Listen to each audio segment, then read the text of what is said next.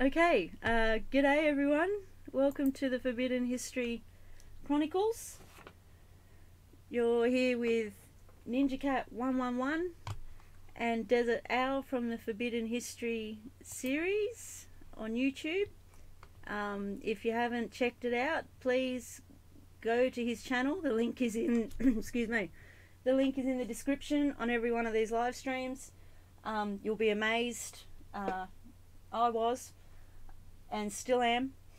Go to his channel and subscribe, and go back to June 21st last year, 2018. That's for any new listeners and any of our new regulars that haven't done that yet. Okay, I just want to welcome everybody. I know there's a few more that aren't in the chat, so g'day everyone. Hi, I love your good day. That's cool. And Lynn, how's it going? I just want to let everyone know that I'm creating light for all of you. It is a struggle right now for everyone, so I'm glad we're here. I'm glad we're here right now, being sponges and soaking it up.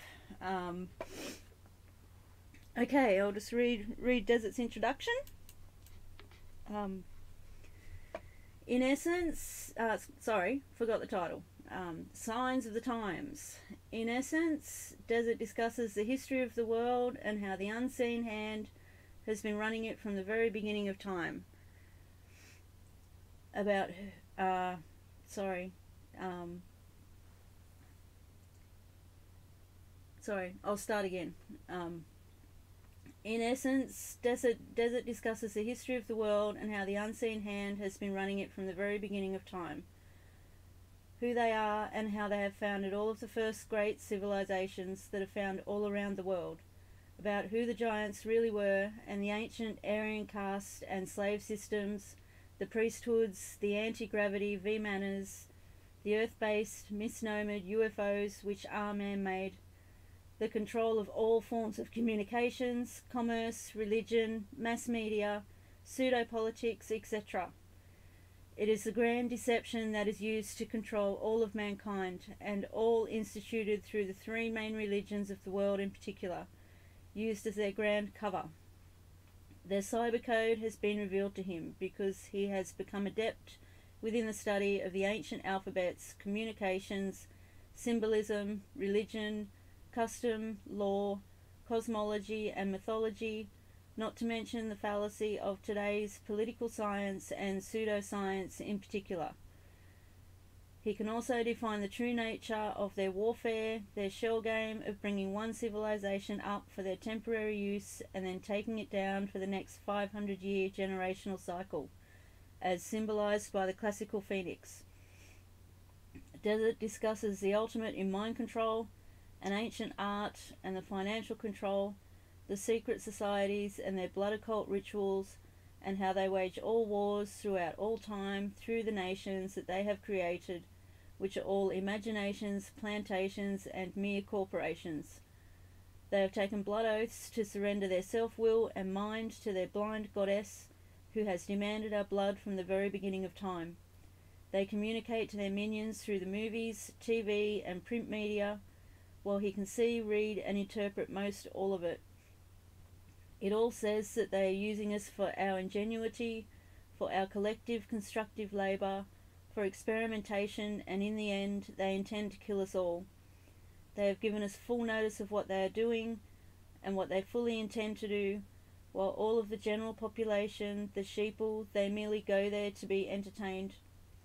The New World Order is the Old World Order from the beginning of time. There is a major cosmic natural disaster that is about to happen on Earth, and they know it, but they are cleverly leaving us in the dark, hence the reason that they have built hundreds of underground bases all around the world, while they are leaving all of the people to remain unprepared, uninformed, and above ground, so that when it comes, the mere 5% who will survive above ground will die from the weaknesses and disease that has been generated from all of the poisons that they have been feeding us from the chemtrails to fluoride in the water to tainted vaccines to fake food, etc., etc.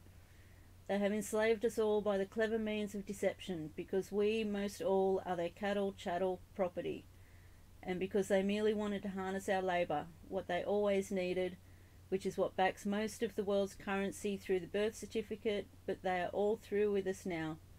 It is written in stone, as it can be seen written in the Georgia Guidestones. To know the truth is to be empowered and to be prepared. We may not be able to stop what has been done and what is about to happen, but the innocent and decent people on planet Earth deserve to know. And I just want to check that we're still live, because I now have a black screen, but it's still green. Everything else, you're still good. yeah, everything else looks good. All right, welcome, Desert. How's it going? How's it going? Hi, Ninja. Doing all right. Considering the state of our world, it's a tough world, and not many people are going to make it through it. You know, that's the sad part about this world. Thank you for the radio check, Lynn, and welcome to everybody that's tuned in this morning, this afternoon, this evening, wherever you are around the world. And so thank you again for doing this important work, Ninja, bringing on information that basically we're not able to access anywhere else in this the deeper ocean of our cosmic reality that is defined by the Ace of Wars, the words, the Royal Center, the Eye of the Royal Center. In the beginning, that's where it all began. And with the sound vibration, the Vav, the V-A-V-A-B-A-B-A-B, and then out came creation from the sound waves of the Great Spirit of Life. So I have an interesting definition out of the Encyclopedia of Symbols today. It was my morning read. No, I didn't have a morning, actually. I had a sunrise. So, it's good to hear. And coincidentally, it is the definition for the sun. So I thought that would be a good read for today. Is there anything you want to talk about, or anywhere you want to go before I start the definition? I would like to give a bit of an update on a completely different subject, but I'll give a little bit of an update. I think I did a video on it the other day. I can't remember. I think I did, actually. Yeah, the supermarket shelves have been getting emptier and emptier as a result of all the manufactured weather being focused on killing the crops and the cattle. But now it's taken a different direction. The pet food has run out completely in the two main supermarkets that we have here, Coles and Woolworths, and I also see a connection there with 30 Big W stores about to shut down as well. They're part of Woolies, like they're the same company. Yeah, so I just wanted to give an update on that. That has affected me personally, because we don't have a car. We can't just go to a different supermarket somewhere.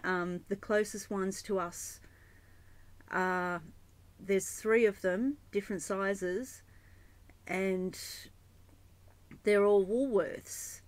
And it's getting really hard to take Mum out anywhere at all,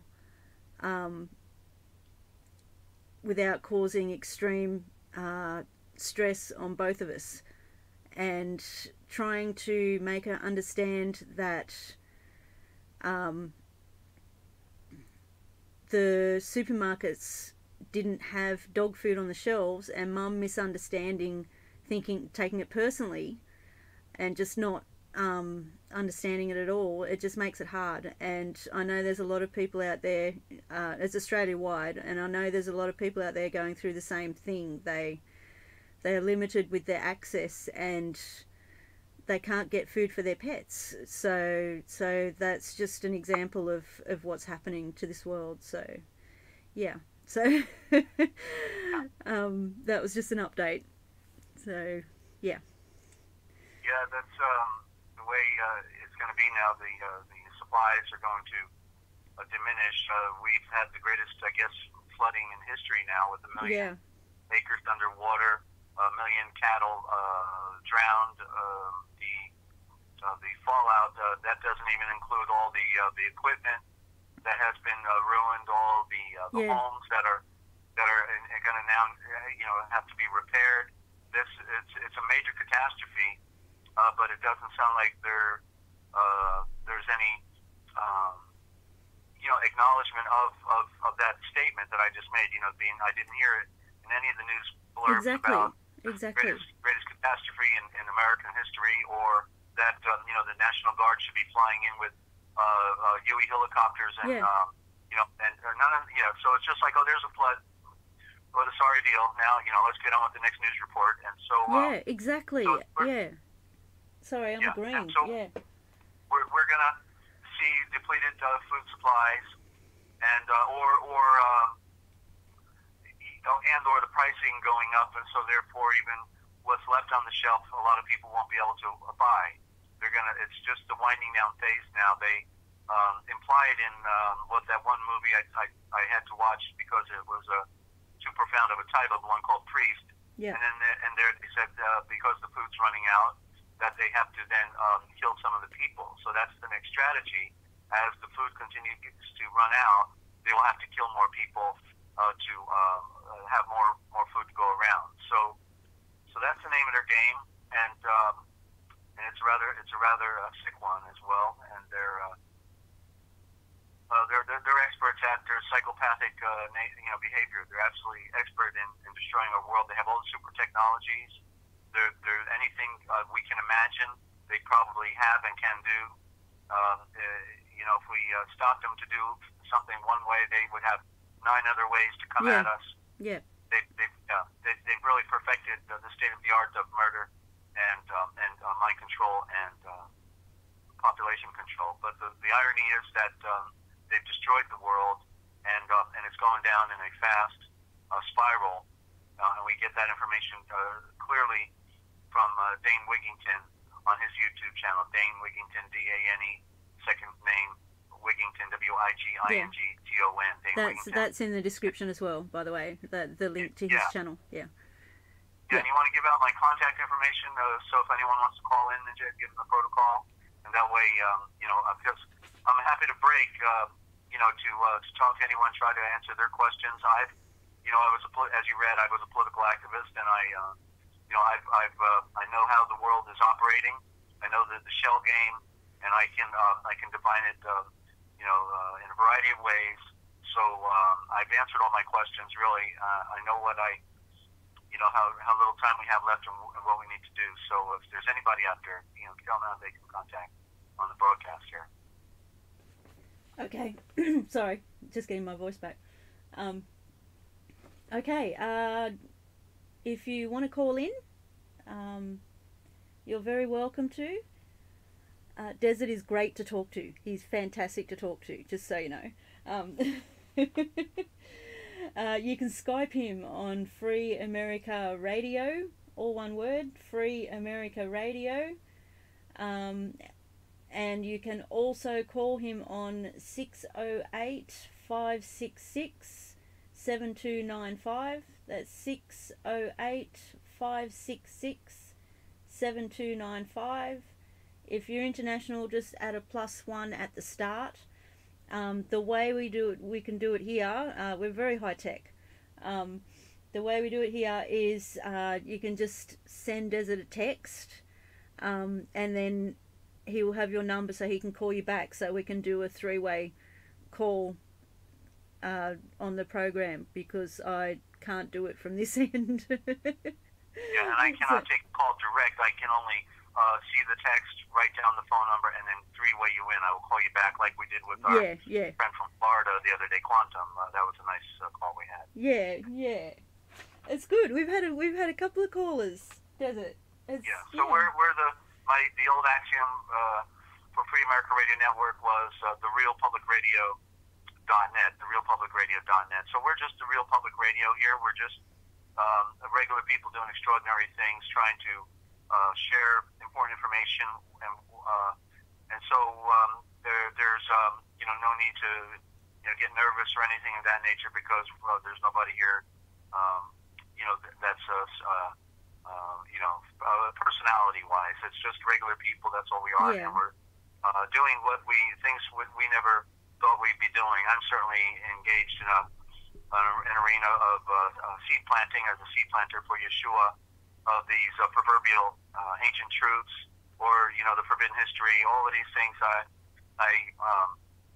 they just unfolded for me. I didn't really have a life plan that I would be doing this type of broadcasting or grassroots sharing with information that became very important for my spiritual walk, and it's further down the rabbit hole than anywhere else.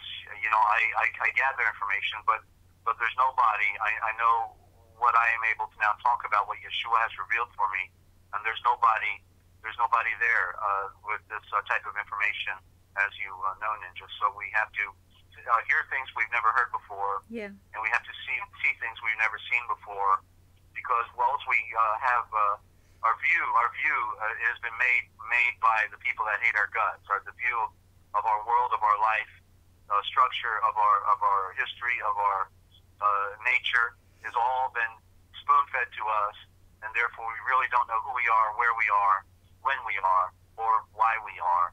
And yet these things are absolute, that you can know them and be set free.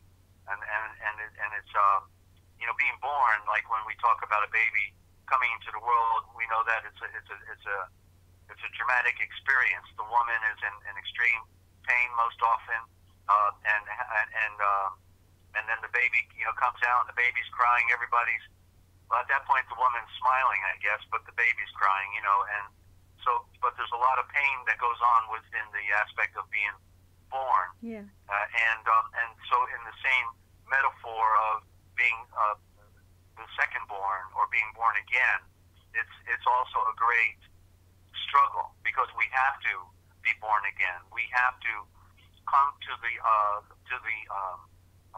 mental, to the mind, the gold mine of our intellect, and transcend the physical nature, because the physical nature is the illusion, and is the serpent that wants to.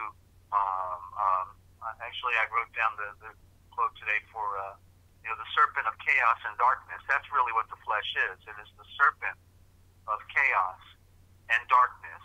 It is antithetical to where we came from, by virtue of our origin. We are our spirit. We are not the body. We are in our body as a spirit, and we are here to learn lessons and hopefully wake up to the true nature of who we are, and then we can go back home. As much as we love, all the things associated with our physical reality and existence, whether it's having pizza or going Yeah. out on a lake on a boat, or Yeah. or anything that we do, it is still an illusion. We know that we have an end. That that which has a beginning has an end, and so we know where we're going. We're going down in the end if we do not transcend this world and go up to the higher level, into the clouds, into the metaphorical proverbial Mount Zion. Zion, in the primal origin, is the sun. That is the true Zion. And the Zay is the word for seed, and Yon is the yonder, which is far away, and the seed beyond is the sun. That is the primal seed. It is the garden of atoms. The atoms that endlessly flow down. There is no end to them. It is so unbelievably vast of how this solar system slash galaxy slash entire universe has come to be, and what its whole intention is all about, because it is about us. It all came to be for us, because the Great Spirit, actually, it came to be for Him. Maybe that's a more correct way to say it. He brought us here to give us choice, and if we want to go, He will help us to get there beyond this world. But otherwise, we go back into the fiery mouth of the volcano that we came out of. It's interesting that we can see it clearly in the book of Revelations. The that we go back into the lake of fire. In other words, we go back into the soup, into the mixing pot. That's all it means. Go back to the elements of, that because we weren't worthy to transcend. And there was the volcano at the beginning, which they cleverly turned into a mist. And there was a mist in the garden, And so that's the mystery of what they did to us. And wow. So, yeah. So, and if you need to stop me, say, hold on, just give me one of those. Yeah, I'm being a sponge right now. I need to hear it. Right. I need to hear all of it. Okay. And I know I shared this with you the other night when you called, but for everybody else, another negative word, like we don't want to be awake because that's a funeral. We don't want to have a good morning because that means we wish somebody would die in our family. We, all of these words they've given to us that have a negative connotation. Now one more in the Indo-Germanic, and it's the word neck. Prime root N-E-K in the Indo-Germanic. We know neck is N-E-C-K, and it means death. So they got our head sitting on a pedestal that is titled death. And so that's you just made me think of something. Sorry to interrupt. Sorry. That's what we're supposed to do here. Think. You're and you know how... Okay, you made me think of something else as well. Okay, I'll start with... mind control is... and programming... programming all of us for a lifetime is all about repetitiveness. Repeat. So to be deprogrammed, which is what we're doing here, it's also the same. Repeat. You told me about the word neck the other day, and it's not until the second time I heard you talk about it that I saw this. It just... and it just proves that we need to hear it more than once, because we've got a lot of deprogramming to get done. The word neck associated with death made me think of back in the day how they used to hang people around the noose around the neck, meaning death. So that was it. Big build up for that. Yeah. Well, and also the anagram for neck backwards is can.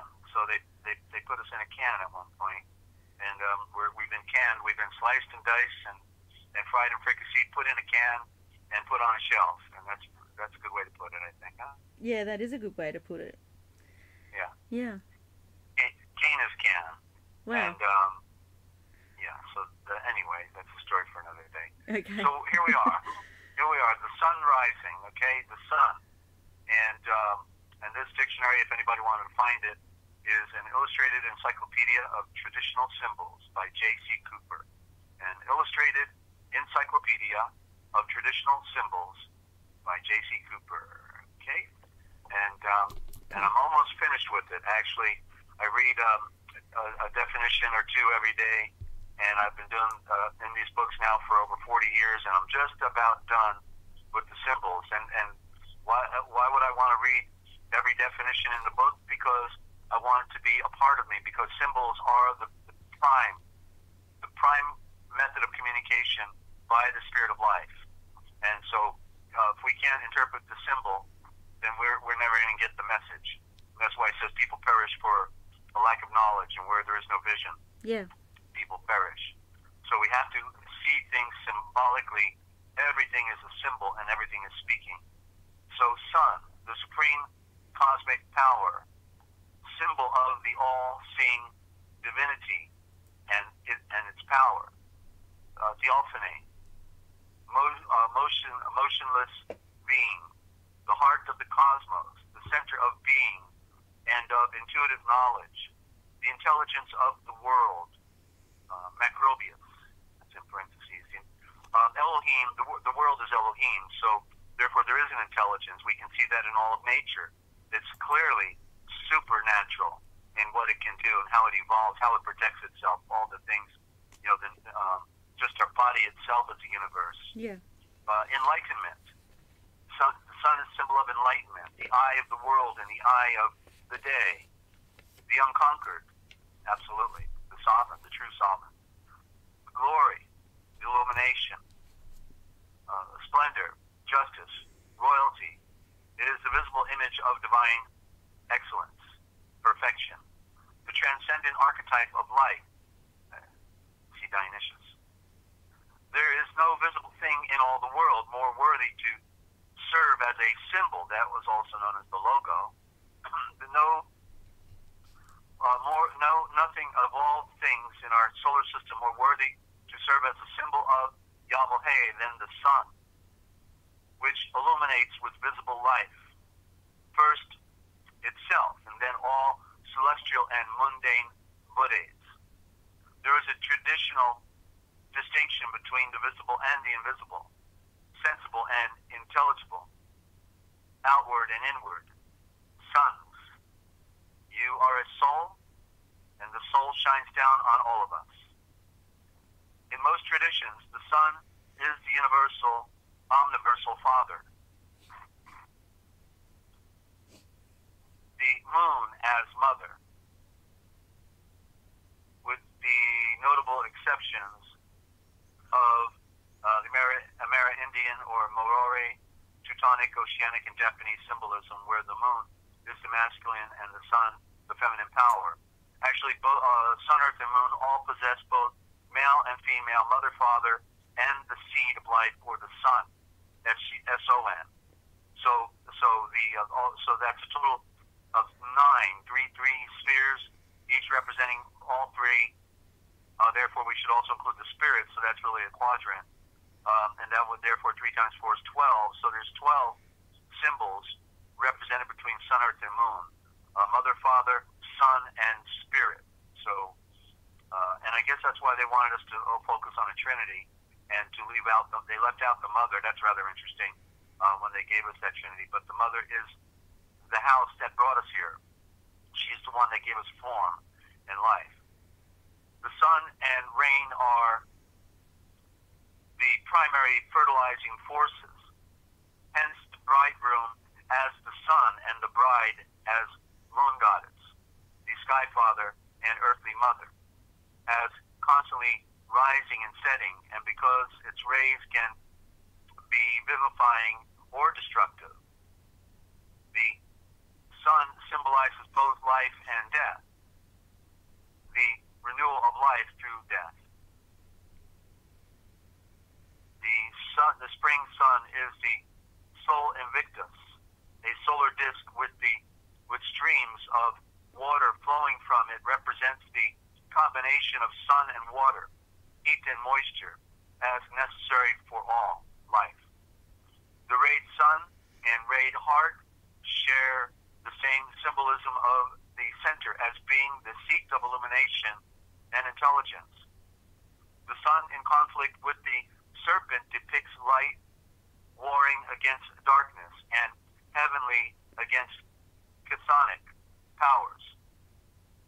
The sun standing still is timelessness, the eternal now, the eternal now. The nunc stands, illumination, escape from time and the round of existence. The sun and moon together depict the male and female powers in conjunction. Sun symbols are the revolving wheel, disc, circle, and central point, radiant circle, swastika.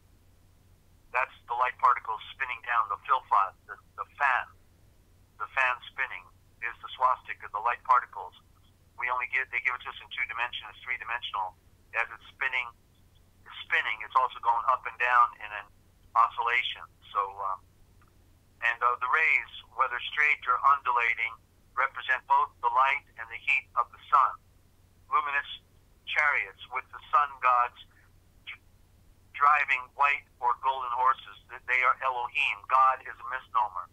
The sun Elohim driving white or golden horses, the white for the moon, the gold for the sun, or crossing the world in solar ships, a radiant face, an eye. The moon is the blind eye.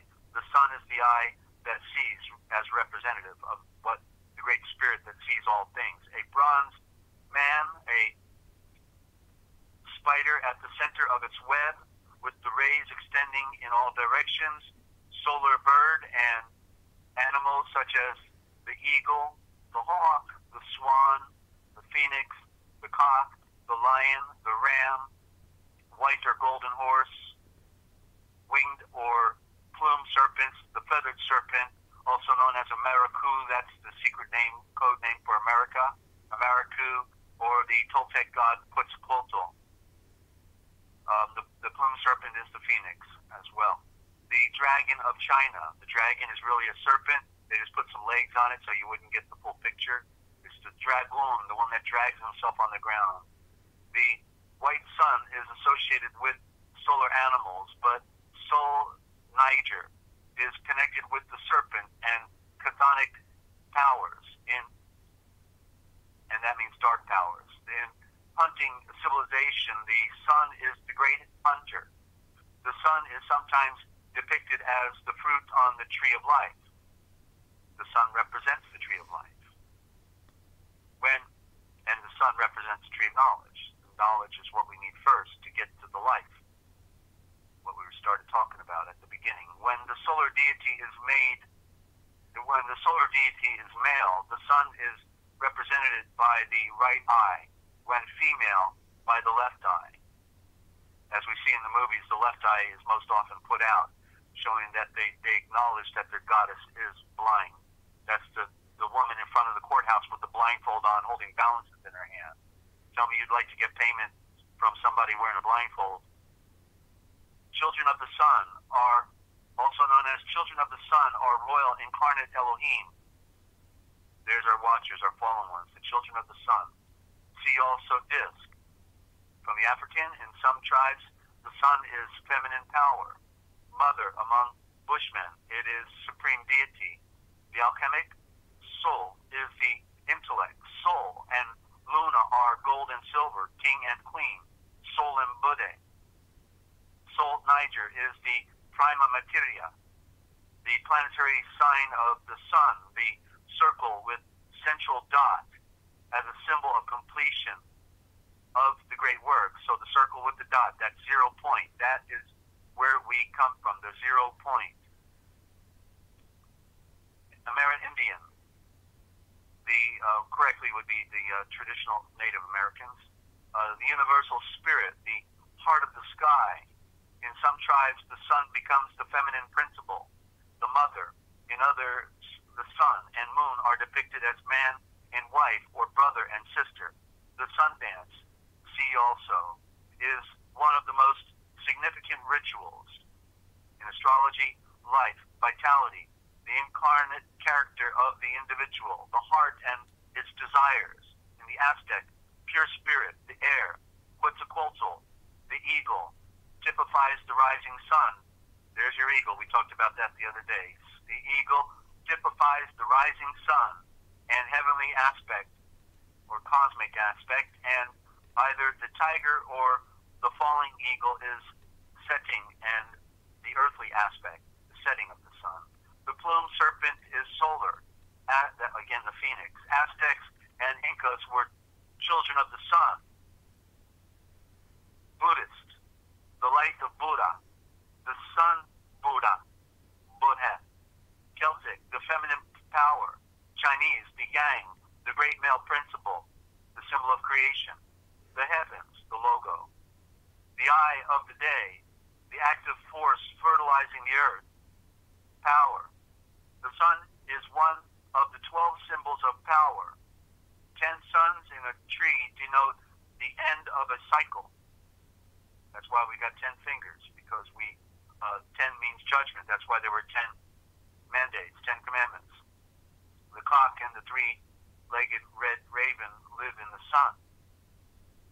The cock is the clock. Put an L in cock and you get clock. And the three-legged red raven live in the sun, because the sun, the three are the sun, earth, and moon. Those are the 3 legs. Sun, earth, and moon are one.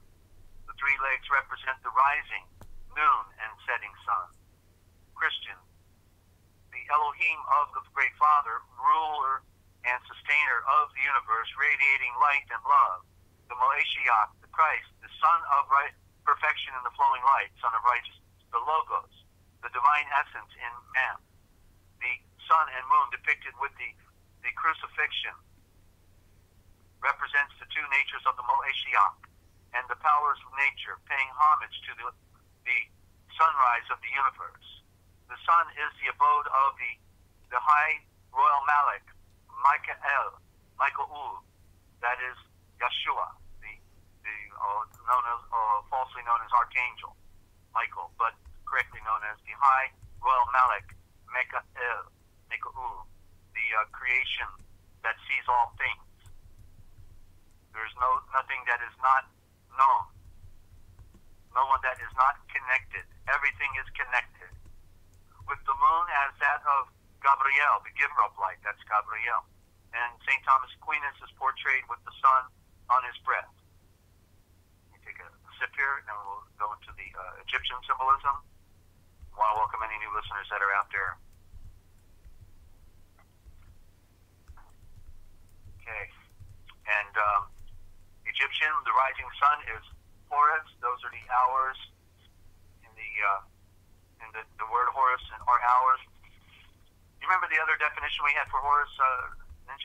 I think you helped me connect with the other definition for Horus. Now you've got me another thinking, word associated with hours. Hours. Oh, I can remember the conversation. I'm racking my brain now. Does it? All right. Well, if it comes to you, because I didn't write it down, and therefore that stuff. Okay. Well, I'll write down Horus, and I'll think of it eventually. Yeah. So, yeah. The rising sun is Horus, with Ra as the zenith, and Osiris as the setting sun. The right eye is the sun, and the left eye the moon. And that's why the left eye is put out in many of the movies, because they know it is the blind eye. Horus, in conflict with Set, as the serpent, Apap, is the solar power warring with darkness. The winged sun disk is the solar power of Ra and Aton, and renewal of life. In the Greek, the sun is the eye of Zeus. He is the supreme god. Even though he's son of Jupiter, it's the same exact story that we follow through our ancient Hebrew tradition with our soul Savior Yeshua and Yahweh. Same parallel story. Apollo, as the sun in the Roman tradition, slays the python of darkness, the serpent of darkness. Desert? What?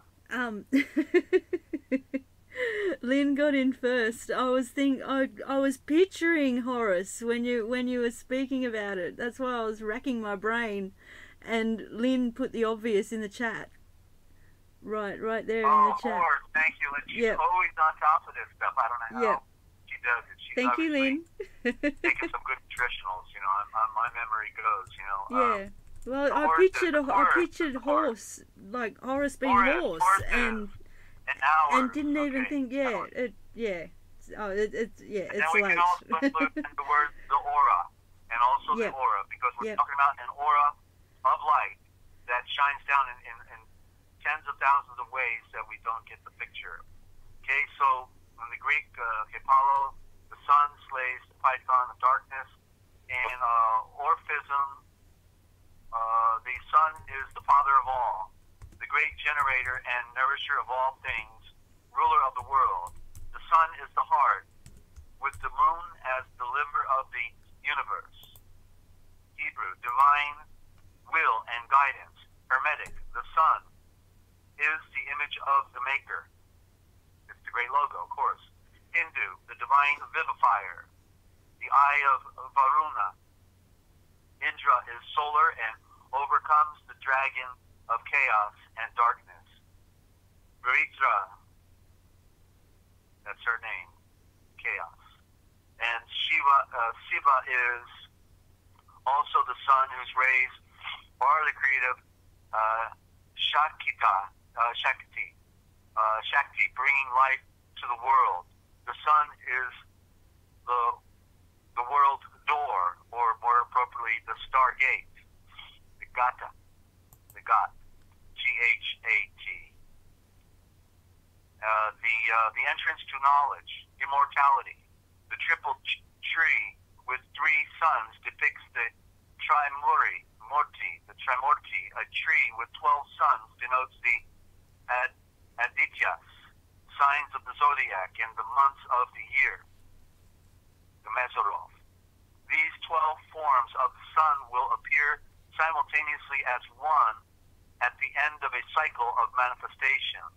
In the Inca, the sun was depicted as an earthly in form, as human in form, with the face of a radiant disk of gold, and was the great ancestor.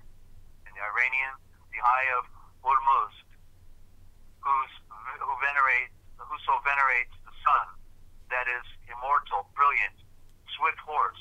There you go, swift horse, venerated Hormuzd.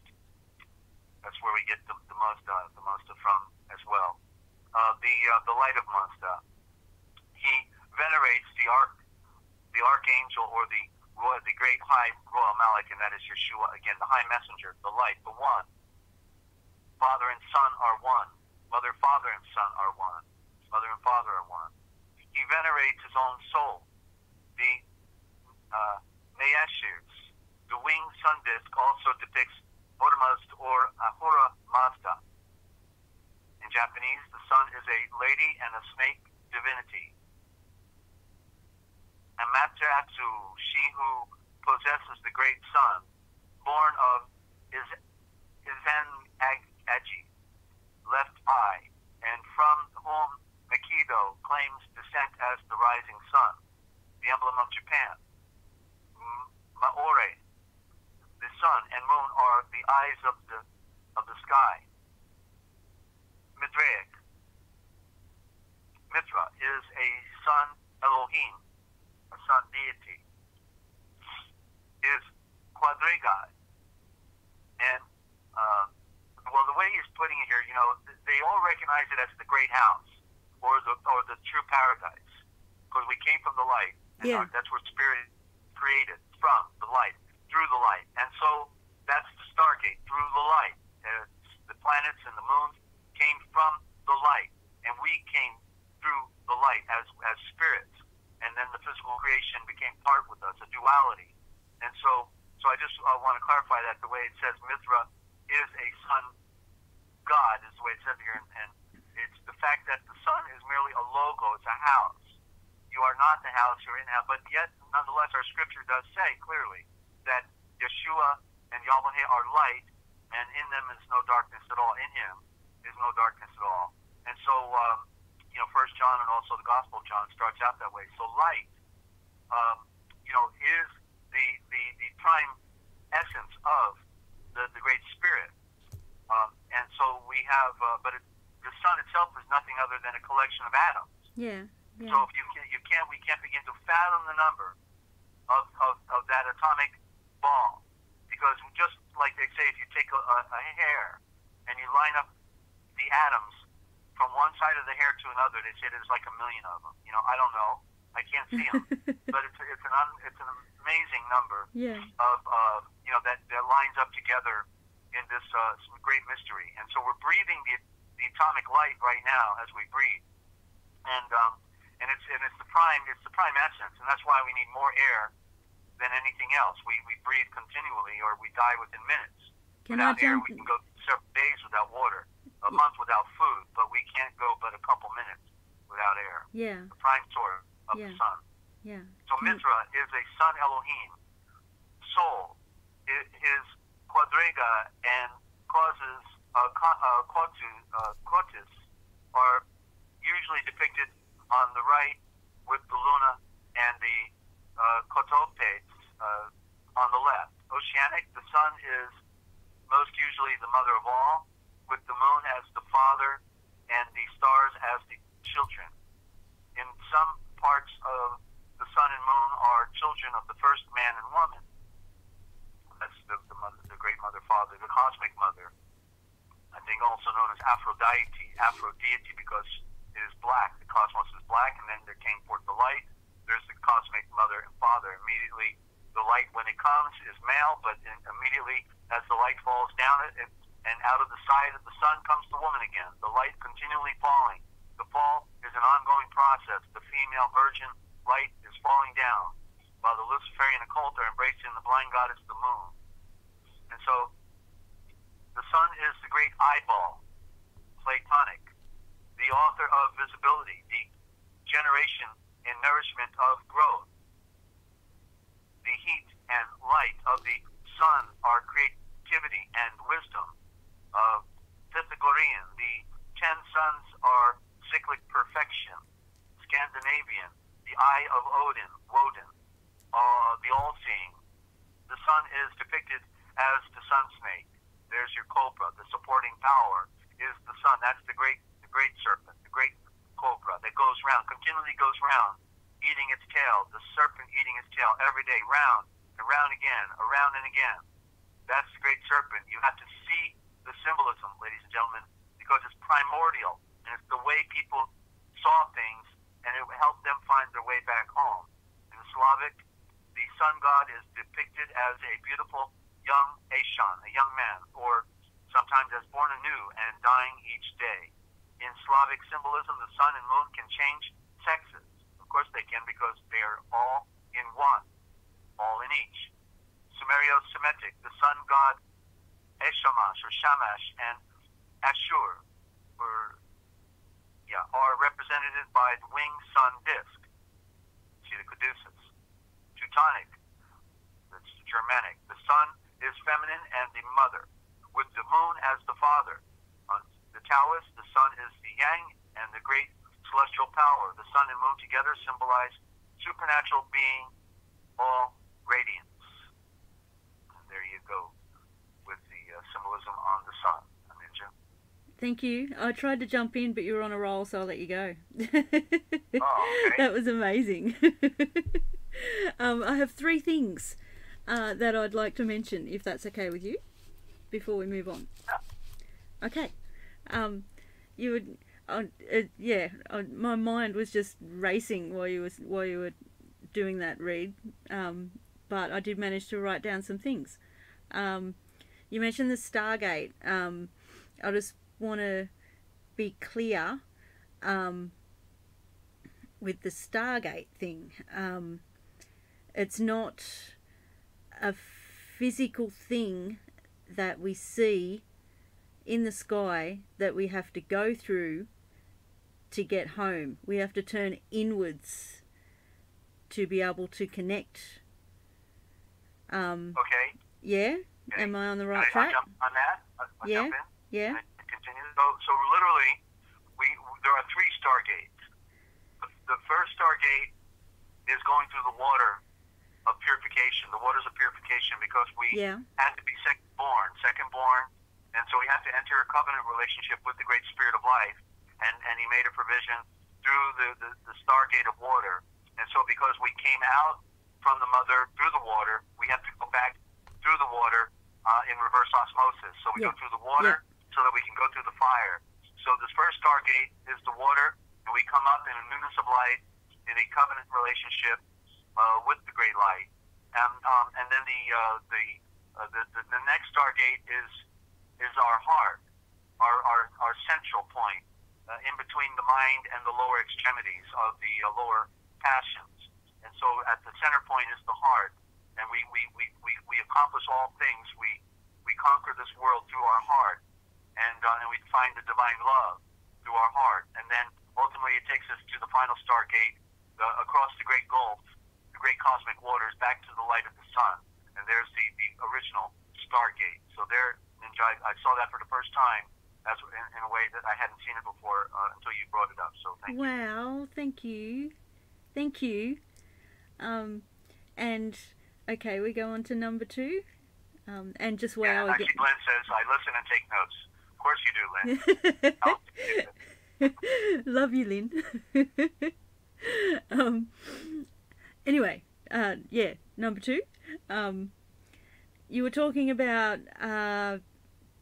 we can go without water for a certain amount of time, we can go without food for a certain amount of time, but we need air. And that made total sense to me, because food and water keep the the physical body alive, which is part of this world. The air keeps the brain alive, which is the mind, which is the soul, which is our connection with the light. So the air we breathe, that just I don't know how to explain it very well, but that just makes sense to me, the way you read it. So yeah. Oh yeah. Yeah. Yeah. And so when we look at the patterns of nature, they're just conveying the same message. Yeah. The way it's all been defined. Yeah. As you read, I just, that's what I see. I see all these things that connect with what you're reading, and it helps to see the bigger picture and make sense of everything. Yeah. Yeah. So the 0 point at the sun, at the center of the sun, where we talked about the fact that the symbol of this is the circle, and the point in the middle of the circle, that's the 0 point. And so from my standpoint, because the universe is predominantly black, and therefore, and you know, when we say black, you know, I like to qualify it, because you know, we have people that or a dark color, and therefore this does not have any bearing on them, because I always like, you know, they always got us thinking about black and white, you know, like, you know, and I always like to think that we're all different shades of brown. You know, that's really what we are. Yeah. We're like different shades of brown. But so the black and white, so the black representing predominantly the universe, then we, wherever we go, when we go through that center point of the light, to me, if we have the good fortune of being able to go back, then we go through that center point, and that literally takes us out of this universe, and that's the only place we are unable to define, because we can only define what we can see within our relationship within this universe. So it's beyond the universe.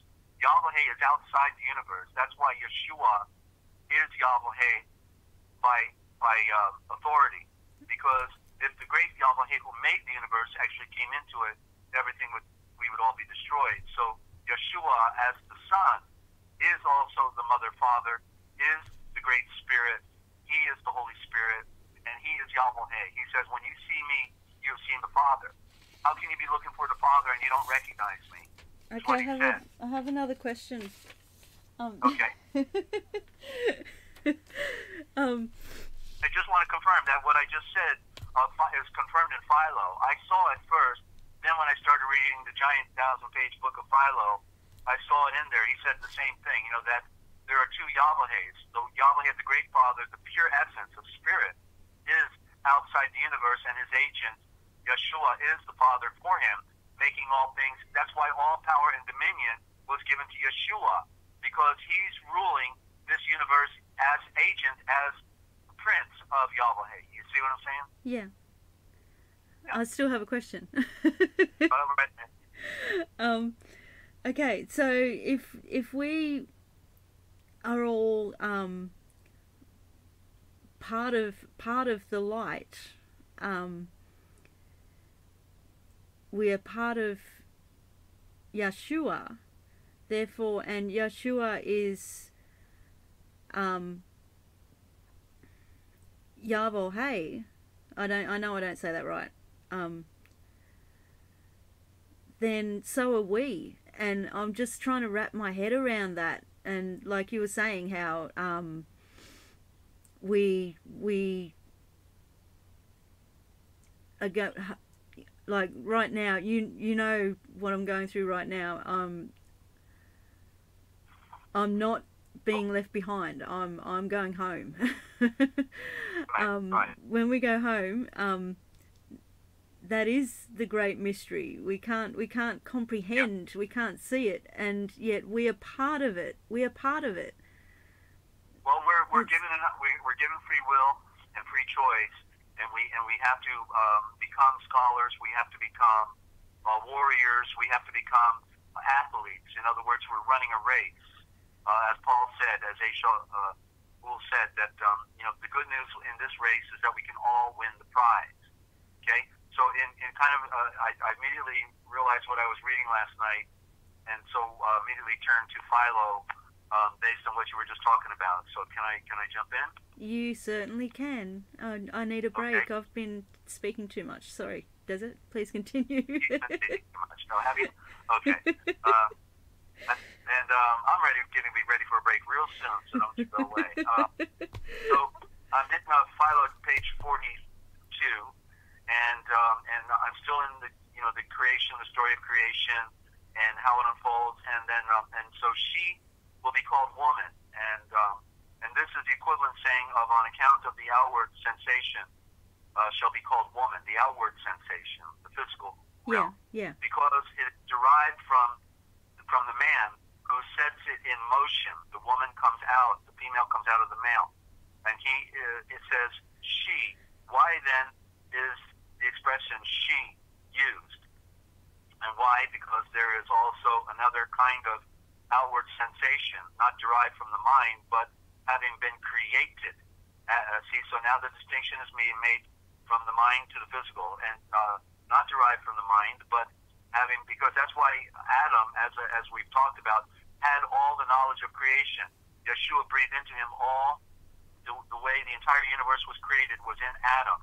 So he was mind, and so the woman, as she was came out of the side of the royal star. That's what Riv meant as a code. She came out of the side of the royal star, meaning she also came out of the light, but she was virgin and pure, and therefore was relying on her counterpart to fill her in, and instead he took advantage of the fact that she was naive, and that was Eve. And so having been created at the same moment with it, for there are, as I have said before, two different kinds of outward sensations. The one kind existing according to habit, and the other according to energy. Okay, and I see that Jed put sun equals energy there, so that was real good. And now, the kind existing according to habit is not derived from the man, that is to say, from the mind, but is created at the same time with him. So, in other words, what we saw, he was the first made on earth, then it said he was taken up after he was formed from the fiery magma, placed into Eden, which is correctly the atom of the sun. And so his physical form was taken up there, but his mind was active. It was the mind, while Yeshua was making all things for 3.5 billion years on earth, then Adam was nurtured in his mind, and he was allowed to name all things in creation. And that shows how dynamic he really was in his knowledge. And of course, he could only pass so much knowledge on to his children, and so they hardly compared to who he was by his quality of character. He is an image of Yeshua, but he was not Yeshua. Continuing, for the mind, as I have already shown, when it was created with many faculties and habits, namely with the faculty and habit of reasoning. There you go again, that sixth sense they didn't want us to know about in school. Told us we only had 5. And of existing, and of promoting what is like itself, as also with that of receiving impressions from the outward senses. But the outward sensation, which exists according to energy, is derived from the mind. And the sun represents the mind, it represents the soul. For it is extended from the outward sensation, which exists in it according to habit, so as to become the same outward sense according to energy, so that this second kind of outward sense is derived from the mind and exists according to motion. And he is but a foolish individual who thinks that anything is in true reality made out of the mind, or out of itself. Do you not see that even in the case of Rachel, that is to say, of the outward sensation, sitting upon the images of her father? Remember, she took the 2 images, put them in the saddle of the camel, and was sitting on them while she was pregnant, and said she couldn't get down when Laban was looking for his images as gods. While she thought that her motions came from the mind, he who saw her reproved her. For she says, "Give me my children, and if you give me them not to me, I will die." I will kill myself. That's actually what she said. I will kill myself because, remember, she was barren, and yet she was sitting on two images symbolically in this story. And Yaakov replies, the seed of light replies, because, oh, mistaken woman, the mind is not the cause of anything, but he which existed before the mind, namely Yahweh. So if I were to interpret this, what I sense is that, all things are already provided for, all things are already made and at our disposal, but it is, we have to get in alignment. Yeah, yeah. And we desire these things that are right and true, yeah. and therefore they will come to us because our mind is set right. Yeah. And whereas in our physical realm, we want food, we want sex, we want this pleasure, we want to do that, we want to go, have a party, we want all these things to feel good, make us, superficially happy. But in the mind, when we go into the mind and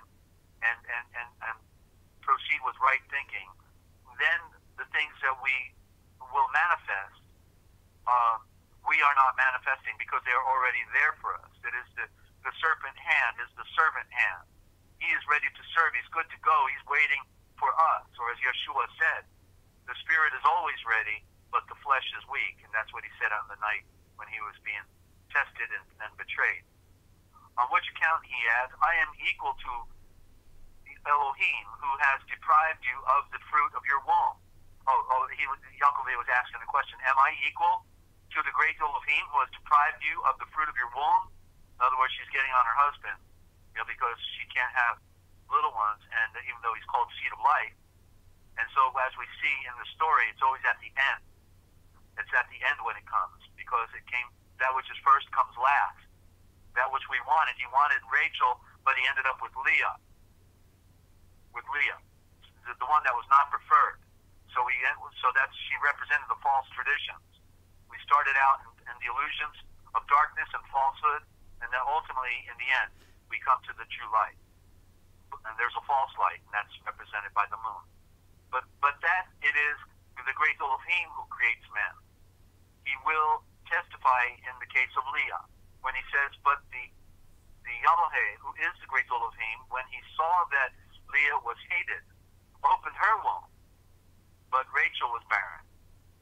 But it was the special property of man to open the womb. Now, naturally, virtue is hated by men, on which account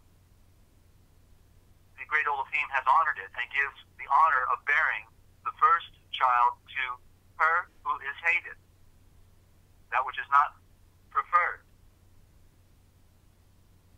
And in another passage he says, but it's a man has two wives, one of them being loved and one of them being hated, and if they bear him children, and if the firstborn son be the child of her who is hated, he will not be able to give the honors of the birthright to the child of the wife with whom he loves, overlooking the firstborn son and the child of her who is hated. And then let's look at Reuben, because Reuben then went and had intercourse with Rachel's maid after Rachel died, and because Reuben violated the bed of his father, he lost his birthright of being the firstborn. And so for the production of virtue, which is hated, are the first and the most perfect, but those of pleasure, which is loved, are last. So the perfect mind was made prior to the physical creation, is one essence of this. There's more in the story, and it's worth meditating on. And I highly recommend everybody get a copy of Philo. And then you'll know how much homework you really haven't done yet. On this account, and a man will leave his father, as it says here, which is interesting because it's really reversed. But yet, in this definition where the man leaves the mother and father, there is a story here, and it's very perplexing to me because it's always the woman in these stories that leaves the mother and father and goes to her husband because he is possessor of the estate. On this account, man will leave his father and his mother and will cleave to his wife, his vegfe, and they two will become one flesh. on account of the external sensation, the mind, when it has become enslaved to it. What? To what? The external sensations. Shall leave both his father, and that is the great Elohim of the universe, and his mother of all things, namely the virtue, the purity, the virgin, and the wisdom of the great Elohim, and cleaves to and becomes united to the external sensations and is dissolved into external sensations, so that the two become one flesh in one passion. And so there's the cosmic mother and father. That's what he's leaving when he cleaves to his wife, being what? Physical creation, matter. Man and woman are just symbols of the greater cosmic reality. Are you able to follow that, Ninja? Yes, Desert. Wow. Wow. Okay. All right. Sorry. Sorry, I'm just thinking out loud. I need to look at Philo more, because I used to love hearing you read that. And here you. Yeah. Yeah. And here you must observe that it is not the woman who cleaves to the man, but on the contrary, the man who cleaves to the woman, that's the earth. So that's why when Abraham went into Meitzar, Egypt, which is another symbolism, right? And he tells Pharaoh, she's not my wife, she is my sister. You see, it is separating the bond into a freedom. And so it's symbolic, because in other words, that's what we want the earth to be. Not my wife. No, I don't want to be married to her. I want to be separated from her. And therefore, she is my sister. You see, she's here to, as the word sister is a shavator. The shavator, the royal eye of the way of the power of creation. So it's to put things in perspective within our mind as to who we really are versus who we think we are in the illusion, right? Like I think I'm a truck driver. I think I'm a judge, right? I think I'm pretty cool, right? I think this, I think that. Well, what I think is irrelevant to what it really is, right? Yes. Sorry, I was jotting down the word for sister. Yeah. Even the elements are being male and female, which has to come together into wholeness. If we are one, we then need elements of the opposite to become whole. Because while we need to be strong, we need to be passive. Yeah. Right? Yeah. While we need to be without emotion, we need to have emotion. Yeah. Well, you see, so there's the great mystery again. So male and female show the two ends of the polarity that need to come together to create a whole again. And therefore, that's why when only man and woman come together can they have children. Other than we know they can do it now scientifically, but we are talking about in nature that you have the opposites come together, you create life. Yeah. And so again, and so you must observe that this is not the woman who cleaves to the man, but on the contrary, the man who cleaves to the woman. That is to say, the mind cleaves to the external sensations. There's an impression being made on the psyche, especially when the psyche has no idea where it originally came from. And that's the grand deception, because they didn't inform us, or they misinformed us, and we never learned the true aspect of separation from this lower world. Wow. And how to accomplish that. To walk in the wilderness, but to be unaffected by the wilderness. For when that which is the better, namely the mind, is united to that which is the rose, namely the external sensations, that which opens up like a flower, it is then dissolved into the nature of the flesh, dissolved, lost, which is worse, and into outward sensations, pleasure, which is the cause of the passions, the negative passions, that want to rule us. But when that which is the inferior, namely the outward sensation, follows the better part, that is the mind. Okay, so we're doing reverse osmosis here. Let's try it again. But when that which is inferior, namely the outward sensations, or the serpent, follows the better part, that is the mind, then there will no longer be flesh, but both will become one, namely mind. the mind will rule, to put the mind back in charge. Because we saw the fall clearly within the serpent, who was Adam, when he said, no, this, you're not going to die, honey. Just do what I tell you to do. Everything will be okay. And when he lied to her, he walked out of his mind. He lost his mind, his knowledge of truth, and he lied. And it was because he desired something that was going to be pretty exciting for the first time. Okay, so, and this is a thing of such a nature that it prefers the affections for piety. It prefers the affections to piety. Piety being purity. There is also another being called by an opposite name, Leve. Mispronounced Levi. Leve. He who says to his father and mother, and Leve is the bridge, the earth is the bridge, so get the picture. The Leve, that was even called the Levant, way back then, the bridge to Africa and the Middle East. And he who says to his father and mother, he saw you not, and he did not recognize his brothers, and repudiated his children.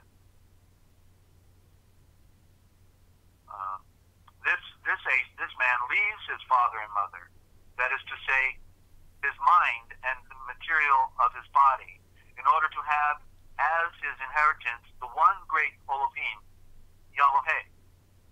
For the Yahweh himself is his inheritance, talking about Levi.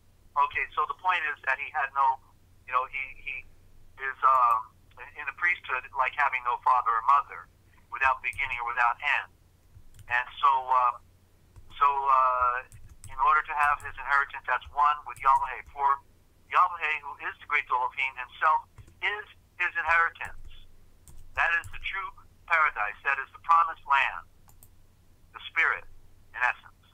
And indeed, suffering is in the inheritance of him who is fond of suffering. But the inheritance of Levi is the great Elohim. So people want to continue following the pleasures of this world. They'll continue being suffering. They enjoy it. That's the outer darkness where there's weeping and gnashing of grinding, clenching of teeth. The darkness and the bottomless pit of this earth. Do you not see that he bids him on the 10th day of the month, being 2 goats of his share, 1 lot to the Yahweh and the 1 lot for the scapegoat? The sufferings inflicted on the scapegoat are, in real truth, the lot of him who is fond of suffering.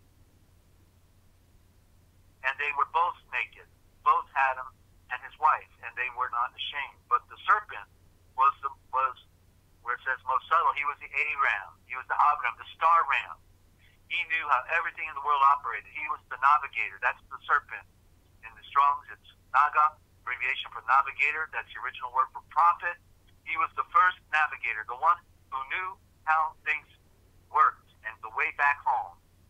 The most subtle of all, most enlightened of all creation. That's who he is. That's who he was. That there was upon the earth, which the Yahweh had made. The mind is naked, which is clothed neither with vice nor with virtue. It's open. That's purely what symbolized with Eve, and why she takes the wrath, even though it was her counterpart who tricked her, but which is really stripped of both vice and virtue. It's naked. It's good to go. That's the child that comes into the world, ready to be programmed for better or for worse. Just as the soul of an infant child, there you go, which has no share in either virtue or vice, is naked of all its covering, and is completely naked, helpless. For these things are the coverings of the soul, by which it is enveloped and concealed, being perfection being the garment of the virtuous soul, and corruption the robe of the wicked soul. And the soul is made naked in these ways. Once when it is in an unchangeable state, and is entirely free from all vices, and has discarded and laid aside the coverings of all the passions. With reference to this, Moses also pitches his tabernacle outside of the camp, separated, supposed to be, a separated people outside the camp, a long way from the camp, in fact. And it was called the Tabernacle of the Declaration of Light. And this has such same meaning as this, that the soul which loves Yahweh, who is the great Elohim, having put off the body and the affections which are so close to it, and having fled a long way from them, chooses a foundation and a sure ground for his habitation, which is in the mind, and a lasting settlement in the perfect doctrines of virtue, which is in Yeshua. On which account declaration is born to it by the great Elohim, that it loves what is perfect. For it was called the tabernacle of the declaration, says Moses, and he has passed over in silence the giver of the name, in order that the soul may, being excited, might consider who it is who thus bears witness to the dispositions which love virtue. On this account, the high priest will not come into the Holy of Holies clad in a garment reaching to the feet, but having put off the robe symbolizing opinions, the robe of opinion and vain ideas of the mind, and having left that for those who love the things which are without, and who honor opinion in preference to the truth. Everybody's got an opinion. I call it an open onion. It makes you want to cry. And so they will come forward naked. They do come forward naked, without colors or any sounds, to make an offering of the blood of the soul, and to sacrifice the entire mind, all of our thoughts, all our ideas, to the Savior and our benefactor.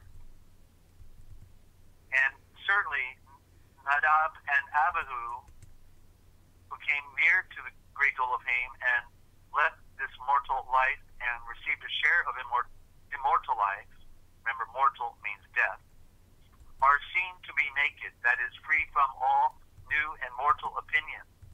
There's no opinion. There's no private interpretation. For they would not have carried it in their garments and borne it about if they had not been naked, having broken to pieces every bond of passion and of corporal necessity, in order that their nakedness and absence of corporeality might not be adulterated by the accession of atheistical reasonings, for it may not be permitted to all men to behold these secret mysteries of the great Elohim. Certainly not. You get much of it here. But only to those who are able to cover themselves up and guard them, on which account Mishael and his partisans concealed them, not in their own garments, but in those of Nadab and Abihu, who had been burnt with fire and taken upwards for having stripped off all the garments that covered them. They brought their nakedness before the great Elohim and left their tunics about Mishael, but clothes belong to the irrational part of the animal, which overshadowed the rational part. Abraham also was naked when he heard, "Come forth out of your land from your relations." So he was about to put on the true light. And that's when he said he went to Haran. Haran, correctly, with the C, it's Karan, or the K. Karan is the light. He goes back to the light, clothes himself in light, and then he goes into the promised land.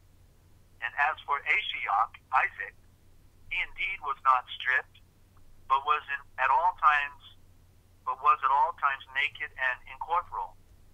For the mandate was given to him not to go down into Mazer, not to go down into Egypt, that is to say, into the body. And so what did he represent? The perfect sacrifice. he was willing to have his throat slit by his father as a young adult because he was told to do this. And then he found out, no, it was just a test. But yet he became the perfect sacrifice. There's more to the story that we can't get into here. Yaakov, the seed of light, was fond of the nakedness of the soul. For his smoothness is nakedness, where his brother Esau was a hairy man. But Yaakov, the seed of light, says Moses was a smooth man, on which account he was also the husband of Leah. Okay, so that's because there's a lot going on in the metaphors and this duality, male female, son and spirit, ladies and gentlemen, that just continues to unfold. But that's a little slice out of Philo, because we were talking about the mind, yeah, and how it connects. So that was a good opener for that, Ninja, and just happened to read that last night. That was amazing. It's fascinating. Yeah, it really is. And I'd like to, while I've got the while Desert has takes a few deep breaths and has a bit of a rest for a few seconds, I'd like to welcome, I don't know, I'm not very good with pronunciations, so yeah, I'm a really great host here when it comes to words. I'd like to welcome, is it Krellboyne Kip? I'd just like to call you Kip, if that's okay. Yeah, g'day. We've just started communicating. I've been watching his channel for I don't know, a couple of months, I think. But yeah, we've just started communicating. So yeah, welcome. Welcome, Kip. And he has a nice statement about the scriptures and and their value as historical writings, of course. So that's great. Obviously, somebody who's going deep down in the well. Nice guy. Yeah. So Ninja, why don't we go to halftime and give me a break, and then we'll pick it up when we come back. We'll do I'll go into the dictionary of all scriptures and myths, and then I was going to give an example of the parallels within our creation story as we find it in the Epic of Gilgamesh. I thought I got some highlights in there now, and I can read some of that so people can appreciate the fact that this duality of savior stories throughout all the ancient world is most clearly seen in the parallel in the Sumerian Epic of Gilgamesh, because it wasn't as adulterated in terminology or style as we see it in Major Egypt or in Greek culture or the Roman, pantheon and all that. So this is I just want to show people how the ancient story was preserved by different ancient cultures, even though we know there is only one savior.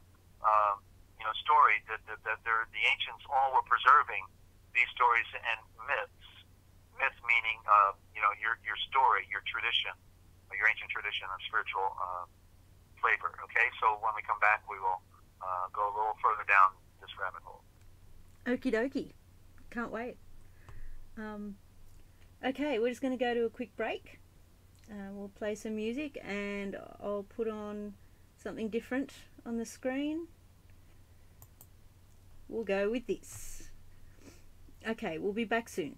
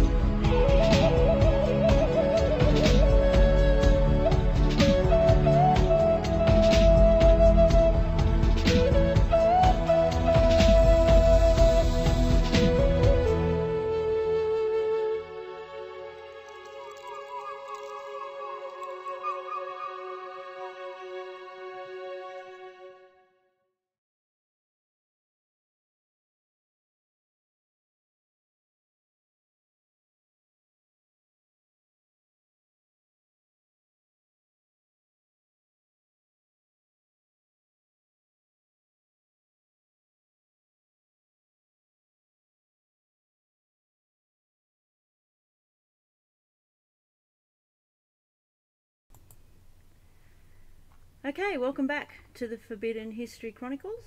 Sorry, I forgot to hit one button. Sorry, I forgot to mute. There's like 3 of them. You're here with Ninja Cat 111 and Dezert-Owl from the Forbidden History Series YouTube channel. The link to his channel is in all the descriptions on these live streams.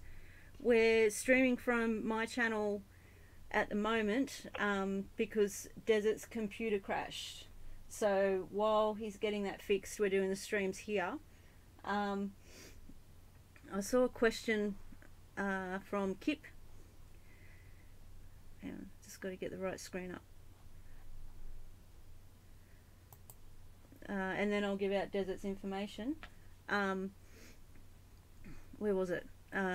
Donnie is big on Sumerian. I'm great with words. Cosmology. Is this along the same lines? Donnie of Daytona, I think you're referring to. Yeah, he's cool. I like his channel. Desert looks into everything, researches everything.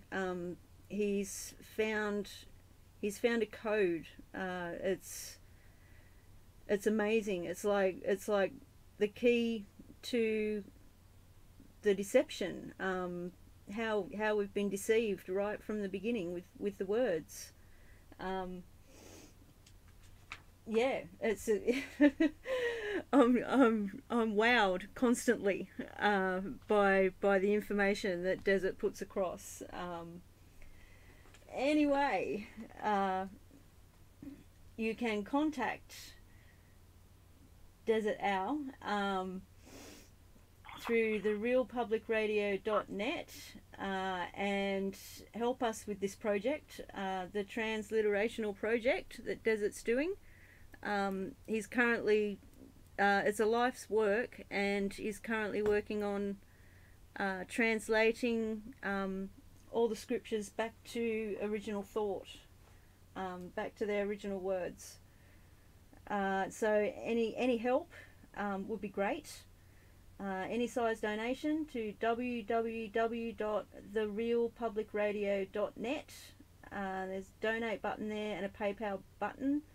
If you can't afford to donate, that's fine. And you want some of the literature that we can provide, you can contact me. My email is in the description as well, and I can get you PDFs of the Real Da Vinci Code Etymological Dictionary, also the Book of Wisdom, and a sample of the original Gospel, with a more up-to-date version of the dictionary at the back of it. You can also contact Desert on 608-566-7295.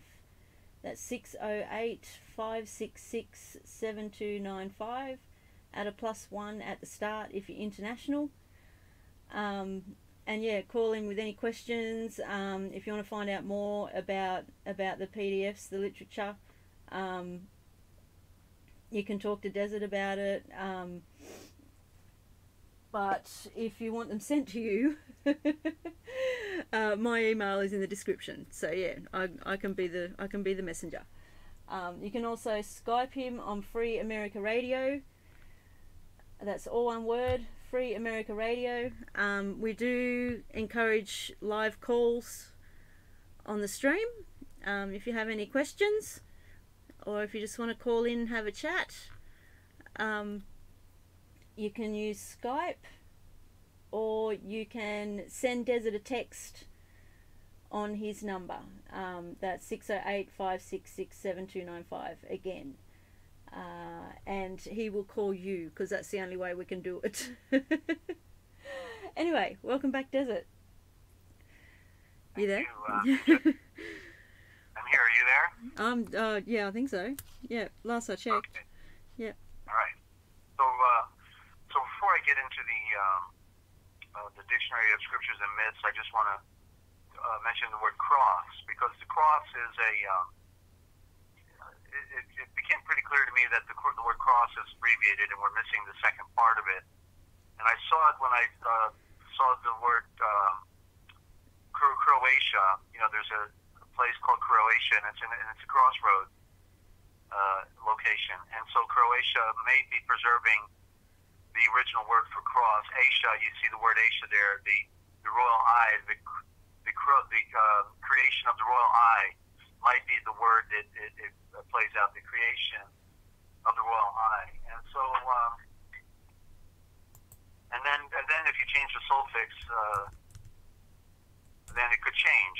And because I also saw it in the word cross being cruzar, the cruzar, because the cross, in other words, what Yeshua was doing was crossing the great gulf, right? When he was nailed to what we call the cross, he was going back to the sun, right? Going back to the light.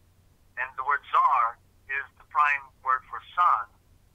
And so we find it in a modern day, the people who wear the star go around in their cruzars, right? The cruiser, the police car is known as a cruiser, the cruzar. So there, it seems like it's right in our modern time, and it means to cross a star. Because why?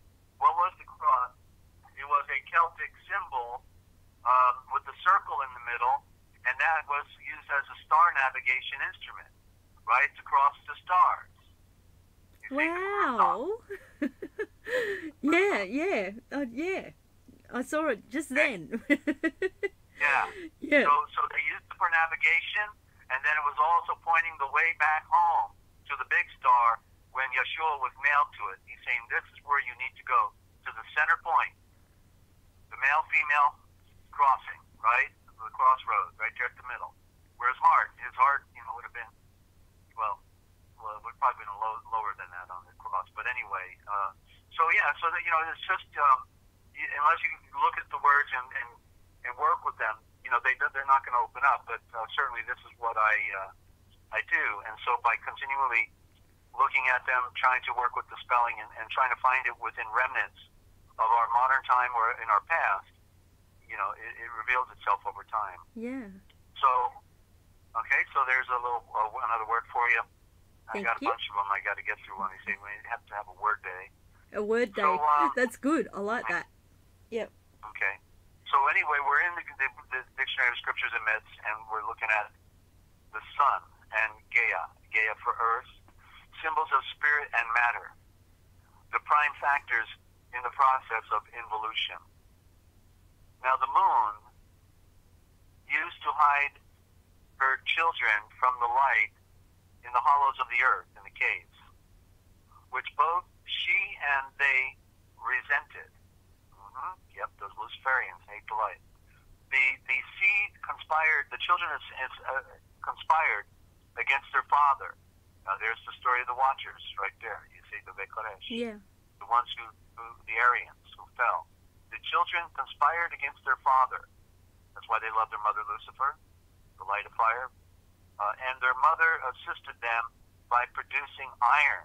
That's what they did. They did the metallurgy, created weapons of war, with which she bade them avenge their wrongs.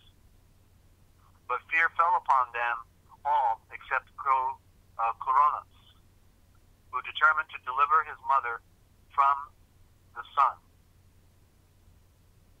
It says the heavens, and so I don't know, what the original word was here. From the heavens, the heavens embraces.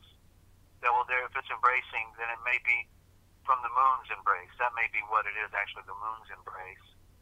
And so when, because the light, Kronos, except for Kronos, because he's the light, that's represent the corona. And in fact, we were just talking about the word Quran. That's where Abraham had to go to Quran, and it's the same word as Quran, Quronos, knowledge, the knowledge of light. And so when the sun approached to his, when it says heaven here, and again we don't know it, when heaven approached to his wife, Coronis, armed with a sickle of iron, mutilated him. And thus the sun and earth were divorced.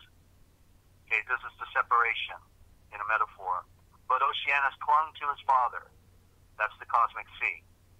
the sun is still floating there. Upon referring to Hesiod's theogony, it will be seen that this story is a variation of the worldwide symbolism of the separation of spirit and matter. At the commencement of the process of evolution, matter is to be comprehended as through the preceding process of involution been thoroughly impregnated with the seeds of all qualities and forms which are afterwards to be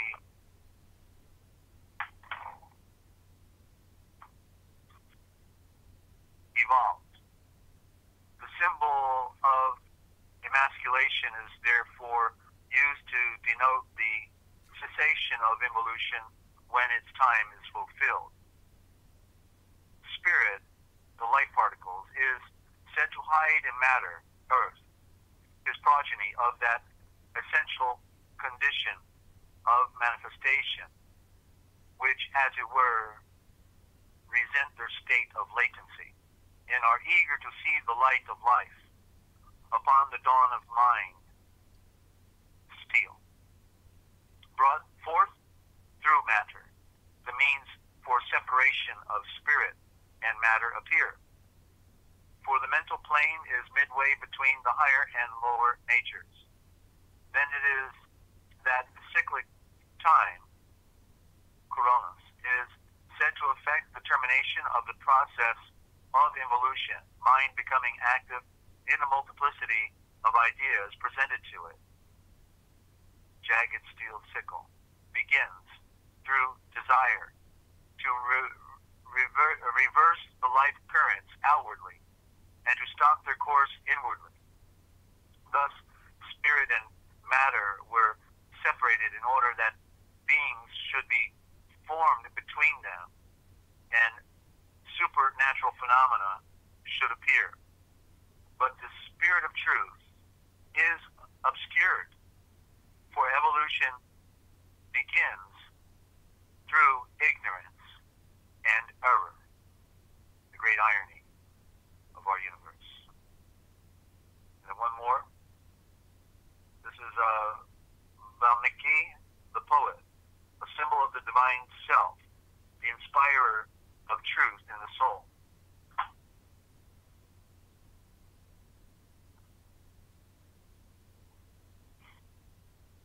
The voice of Valmiki uttered its poetry, which the great seer Kayavana could not compose, and that medicine which Atri never invented, the wise son of Atri proclaimed after him. The efforts of the divine self to communicate itself to the soul failed in the immature forerunners of the soul, meaning I believe the other creations that were here prior to the Aryan race. The means whereby the divine nature was to deliver, heal, or redeem the soul, the eternal is breathed, not to have invented and applied, since deliverance is to be achieved through the Son of the Eternal, and that is with the help of the soul itself, is to be its own mechanism of deliverance. So it's two working together. For the purpose of realizing the nature of the self, we have had to come out from our eternal home in the great hall of fame, that we might strive and suffer amid the illusions of time and sense. We have to overcome before we can enter into the eternal truth that lies beyond all seeming. In that overcoming, we have to master the flesh and magnify the spirit, despise the world to save it, lose the life to find it. R.J. Campbell, sermon, winning the divine name. Okay. That R.J. Campbell, I've got to find his works. That's such an amazing evangelist right there that I must be out of the 1800s. And of course, if anybody has a comment or a question, love to entertain that. There's a lot to wrap our minds around within the great mystery of life, and yet life is speaking to us if we can only listen. So I'm in the Epic of Gilgamesh, and I'm going to back up a few pages to look at my highlights here. And okay, yeah, all right, getting closer. I'll go through my highlights here. The story, Babylonian poem creation, Enuma Elish, seduced by a harlot from the city, with the loss of innocence, and an irrevocable step was taken towards taming the wild man. The animal now rejected him. I'm trying to find the best place to start here, so just hang in with me here. This is the fall in reverse. Okay. Yeah, no, I'm trying. Okay, the doomed and dying Enkidu and the sun god, in which it is implied that he had been living happily in the plains with his wife, a mother of 7.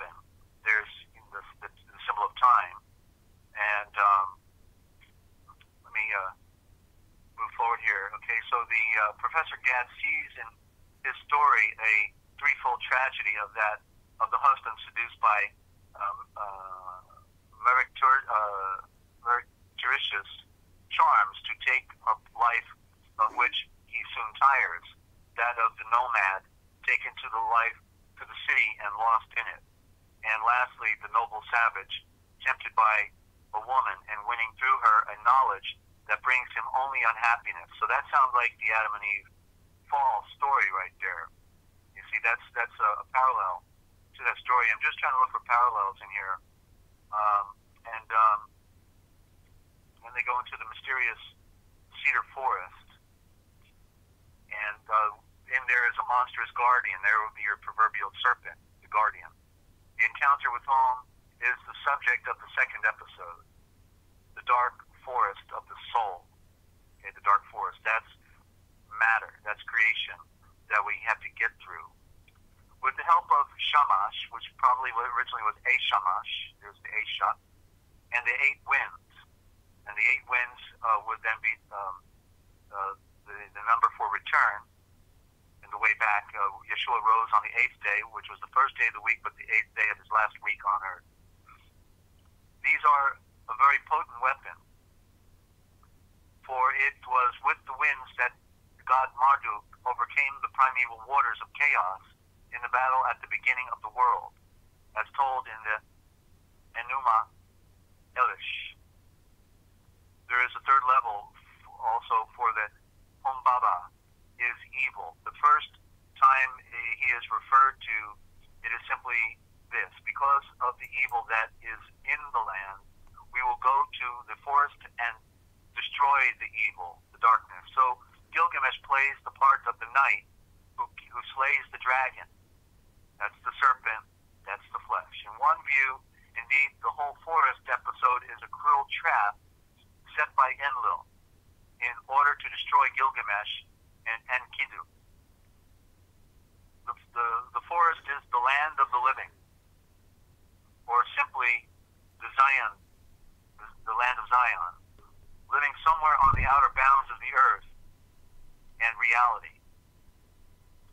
In the middle of it is the mountain, which is both the throne of the gods and the underworld, the sender of dreams.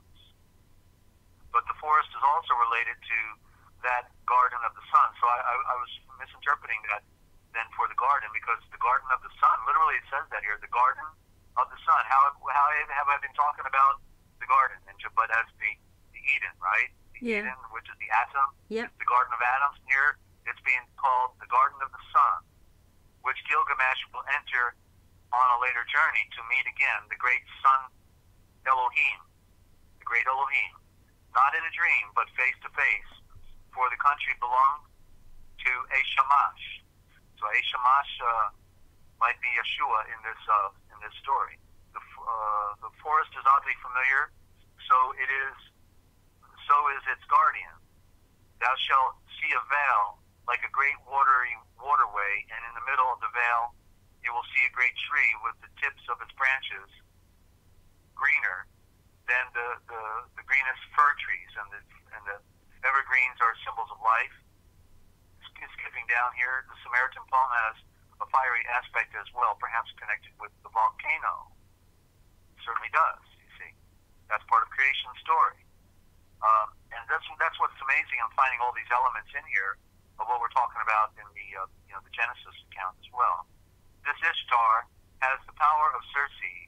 The killing of the bull of heaven is what is required. The bull, there's that bull again. Yep. It is through hubris that disaster comes. And Enkidu refused the prayer of Humbaba for mercy, and he insulted Ishtar. Enkidu must die. With the death of Enkidu, more than half of the story has been told. Unapisham, who it was rumored found everlasting life, having entered the company of the gods, he was the survivor of the flood, another Noah, whom the gods took to live at the mouth of the rivers, and he is called the Faraway, excuse me. And then follows the search for ancestral wisdom, which takes Gilgamesh to the limits of the earth. And I'm going to skip over to the next page. And the panther praised the medieval choir. Let me back down further. Only the Hittite version, there is a hint of some special connection between the lions and the moon god.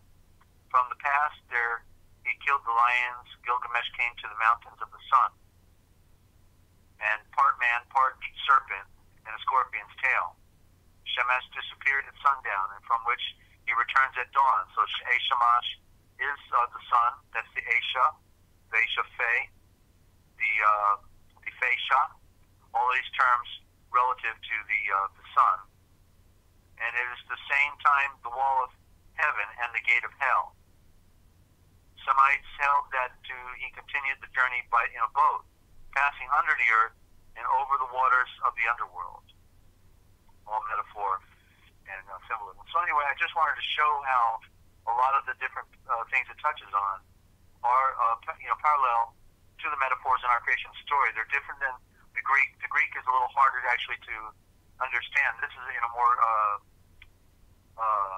pure, I might say, a form in the Epic of Gilgamesh. That is, it's not adulterated like the Greek was, hundreds of years ago. These writings were found within the last 200 years, and so independently they were translated, and the narrative was not as controlled. So it just it helps us to connect with metaphors. What I'm doing in here is finding the parallels in the story, and then the symbolism, and it's basically the same story. It's just wrapped up in different clothing, and different names and faces, and so it's just by putting them back on or comparing them that then we can see the parallels. So it's I'm still reading it. I'm only halfway done with the book, and but that's basically it. That's wanted to share some of that. Okay, and so I guess we've got no questions out there today, so everybody's already got a handle on the universe and where they're going. Good news. I'm sorry. That was a good one. Yeah, thank you, Desert. That was cool. I enjoyed that. The read I'm talking about. Yeah. A lot of ground to cover, short time to get through, Ninja. Yes, indeed. Just looking through the chat. So we've got new times for our programming. Then have you given out the new times? I've shared it. I can give them out here. It's just same days just half an hour earlier. Yeah. We had a time change. No. Well, for you in Australia, right? But over here it's a half hour later, right? Okay. Yeah. We were at 9:30. Now we're at 10. Right? All right. Yeah. We had a time change over here in Australia, and it's put everything out of whack. Yeah. So, okay. So that's 10 a.m. your time. Eastern time, right? Yeah. On Wednesdays and Sundays. And midnight. It is actually midnight on Wednesday nights, Sunday nights, here in Australia, if you're watching from this part of the planet. Yeah, so we had to change it. I'm limited to when I can do live streams, so that was the best we could do. So we'll see how it goes. Yeah. Sorry, Desert. Yeah, I'm blown away and a little bit overwhelmed at the moment. Okay. Yeah, Well, sorry, good. I don't have many words. Yeah, that's all right. Well, yeah, I appreciate your bringing on the broadcast, and hopefully our friends will network and tell others about the broadcast, and we can share it with more people. It's recorded. It seems like quite a few people throughout the day come to it and listen later on, so we have different time zones and things. Yeah. Seems So there's about that's 40 good. people that listen to it within the first day. Yeah. And so Yeah. certainly they're welcome to join us live. We don't know where they are or who they are, but hopefully they're getting something out of this, and we'd love to hear from anybody out there. Love feedback, and also just like I say, hopefully we can get people to call in and we can try to answer questions, because that's we go down a rabbit hole and we can go in a thousand different directions. With my background as being a former political activist and having studied the nature of things, from inside and out. So we can talk. We can go in any direction that somebody would like out there. Or if we have a topic, somebody has a topic they want me to hit on for the broadcast, they can hit me up. I'll be glad to address a certain issue for our presentation. I can do that as well. All right? Yeah, that's a good idea. Yeah. Right. Then I'm going to let you go. You can close off, and I'll look for you on Wednesday, 10 a.m. Eastern Time, right here on Ninja Cat 111 Ninja, right? Okay. Thank you, Desert. Amazing reads, and on behalf of everyone that's listening, we need this. So thank All right. you. We'll talk to everybody later in the week then. Peace and love. Peace and love. See ya. Bye. Okay. That was Dezert-Owl. Great read. Amazing, as per usual. Okay, we'll leave it there. Sorry, my mind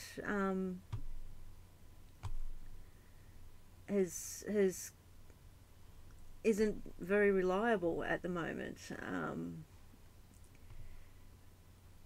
I'm kind of out of words, and it is I haven't set a time check lately. It is 2:10 a.m. Anyway, things have been pretty tough. Like I said at the start, creating light for all of you. Love you lots. Thank you for joining, and it's great to see new people here as well. Anyway, I'll see you guys next Sunday, right here. Remember, you heard it here first on the Forbidden History Chronicles. Alright. Love and light to you all.